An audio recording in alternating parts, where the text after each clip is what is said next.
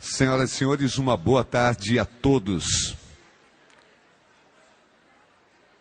Neste momento, retomamos os trabalhos do nosso Congresso Novas Teses das Ciências Criminais, ano 12, e o 11º Encontro Baiano de Direito Penal.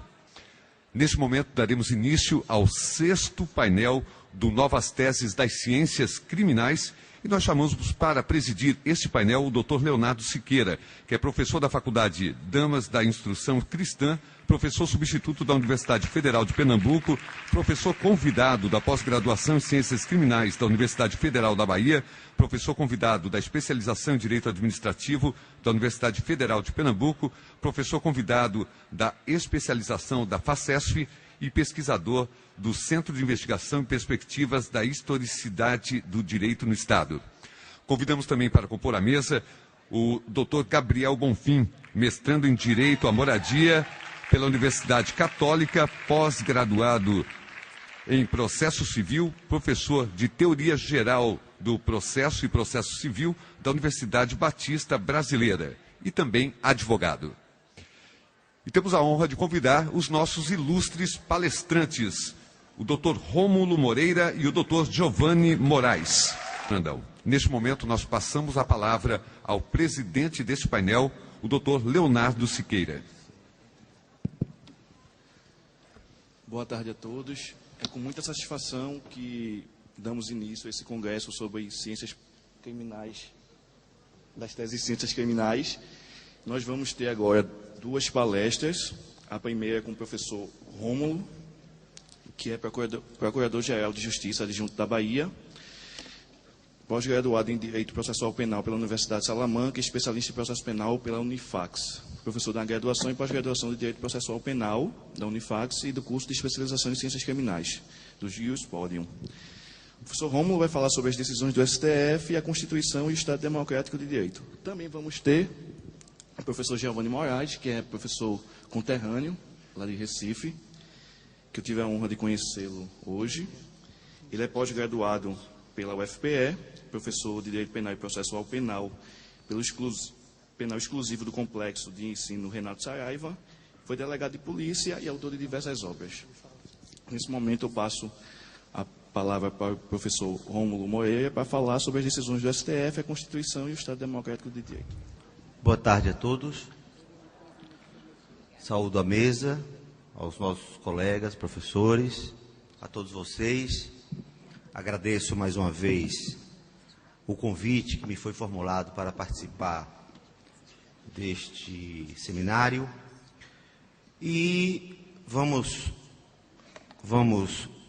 logo ao tema dessa nossa discussão, nesta tarde de sábado, porque tem muita coisa para ser dita e eu acho que em 40 minutos talvez nem seja isso possível. Mas, de toda maneira, vamos tentar, pelo menos, apontar algumas decisões do Supremo Tribunal Federal, relativamente recentes, algumas recentíssimas, que, infelizmente, já que se trata de uma Corte Suprema, guardiã da Constituição Federal, são decisões que, infelizmente, destoam exatamente de nossa Constituição e, por conseguinte, do Estado Democrático de Direito. É uma pena, eu lamento muito profundamente, quando, e isso é um hábito que eu tenho diariamente, de segunda a sexta, é uma pena que ao visitar o site do Supremo Tribunal Federal, eu, invariavelmente, toda semana eu encontro uma decisão verdadeiramente teratológica. Teratologia, para quem não sabe, é o estudo das monstruosidades. E há decisões do Supremo Tribunal Federal que são verdadeiras monstruosidades, sob o ponto de vista dos princípios, dos postulados e das regras constitucionais. São decisões quase inacreditáveis, partindo de um ministro do Supremo Tribunal Federal. E as perspectivas não são boas. Ao contrário. Ao contrário. Eu acho que a tendência é que tais decisões, pelo menos, evidentemente que eu estou tratando de direito processual penal, as decisões para o processo penal são, as decisões vindouras são muito preocupantes, especialmente a partir do julgamento da ação penal 470, que eu nem vou tratar aqui, porque isso levaria toda uma palestra, mas eu acho que os precedentes que foram abertos ao longo deste julgamento da ação penal 470 criarão para nós que trabalhamos com direito processual penal, com processo criminal, mais cedo ou mais tarde nos trarão muito trabalho, muita preocupação. Bom, eu vou começar analisando 3 precedentes do Supremo Tribunal Federal que dizem respeito a uma garantia das mais importantes, se não a mais importante garantia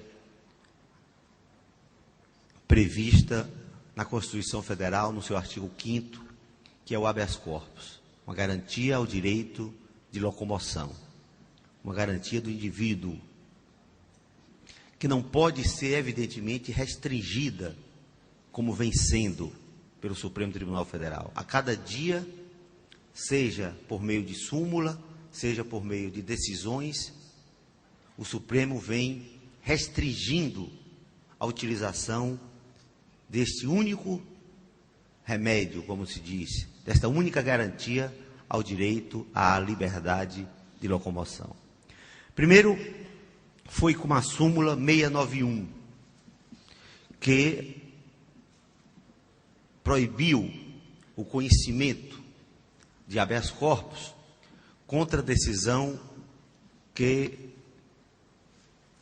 monocrática de tribunal superior que denega uma ordem de habeas corpus. Ou seja, se um ministro do STJ,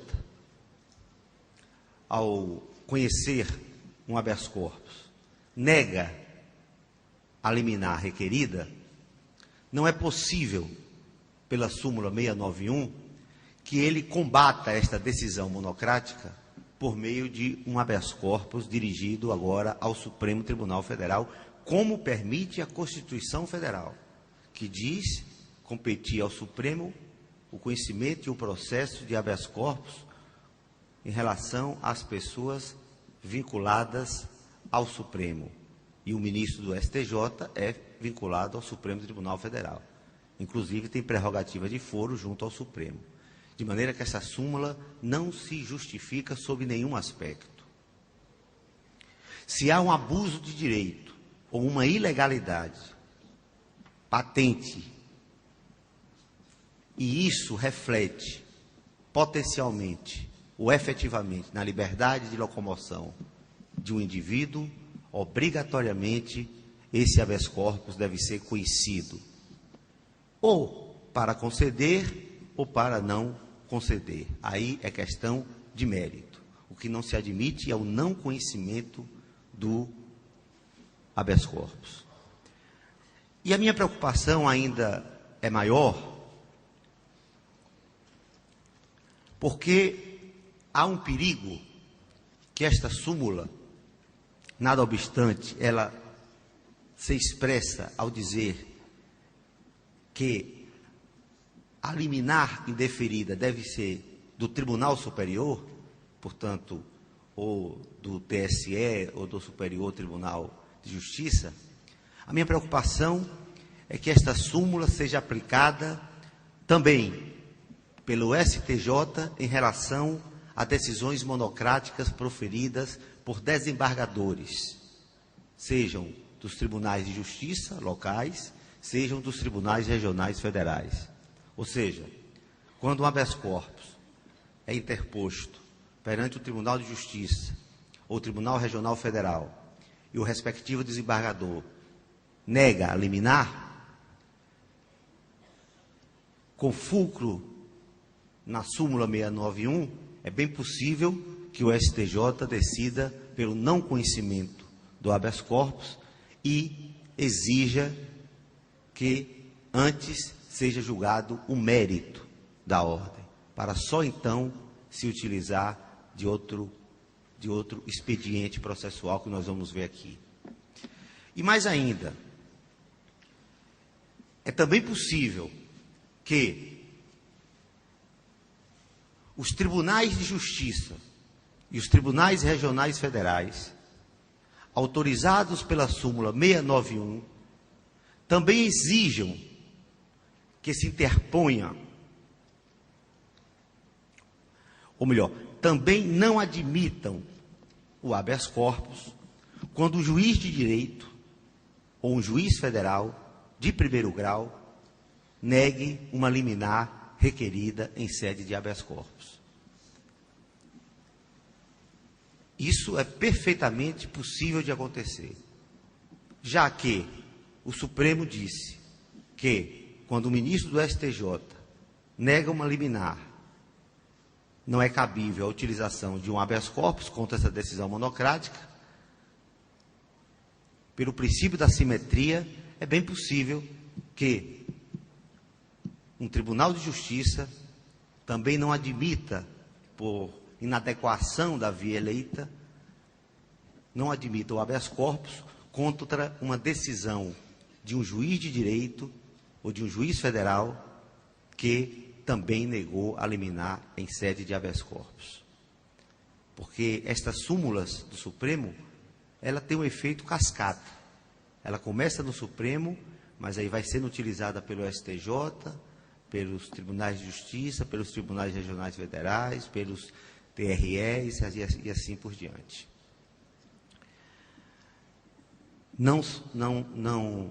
Essa súmula 691, ela não poderia nunca ter sido objeto da lavra de uma Suprema Corte. É realmente lamentável. Tanto que, muitas vezes, o próprio Supremo Tribunal Federal afasta a incidência da súmula 691, quando há um caso patente de abuso de poder ou de ilegalidade que reflita no direito à liberdade de locomoção. Ele próprio, o Supremo, afasta a súmula 691, sendo uma prova, portanto, de que não deveria haver este verbete, porque não existe enunciado de súmula para ser afastado, muito menos pela corte que o editou. Uma segunda observação em relação ao habeas corpus, e para demonstrar esta má vontade da Suprema Corte em relação a esta garantia constitucional, eu cito o habeas corpus número 11.3198. No julgamento deste habeas corpus, 11.3198, o Supremo Tribunal Federal decidiu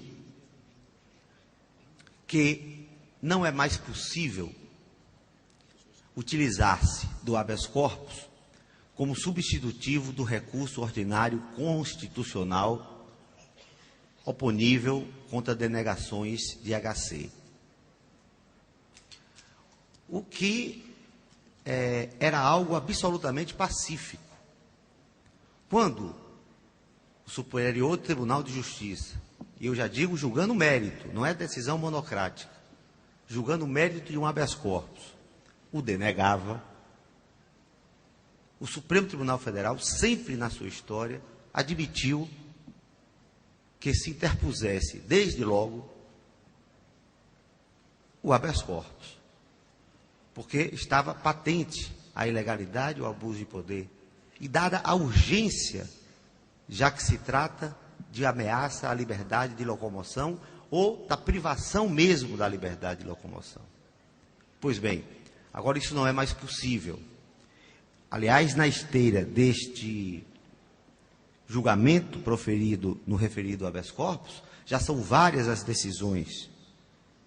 Por exemplo, o habeas corpus 10, 87, 15, a mesma coisa. O habeas corpus 11, 19, 09, também. Habeas corpus 10, 32, 01, 12, 25, 90, etc, etc, etc. Então, em todas estas decisões, ficou devidamente registrado que é preciso que se utilize do recurso ordinário constitucional contra a denegação do habeas corpus, não se admitindo mais a substituição do recurso por outro habeas corpus. E a observação que eu fiz anteriormente, eu torno a fazê-la. Observe, isso terá um efeito cascata, porque o Superior Tribunal de Justiça também não admitirá habeas corpus substitutivo contra decisão denegatória do habeas corpus proferida pelos tribunais locais, pelos tribunais estaduais e pelos tribunais regionais federais. E eu também não duvido, muito pelo contrário, eu acho que vai ocorrer também a hipótese de o próprio Tribunal de Justiça ou o Tribunal Regional Federal, quando um juiz de direito ou um juiz federal, respectivamente, julgando o mérito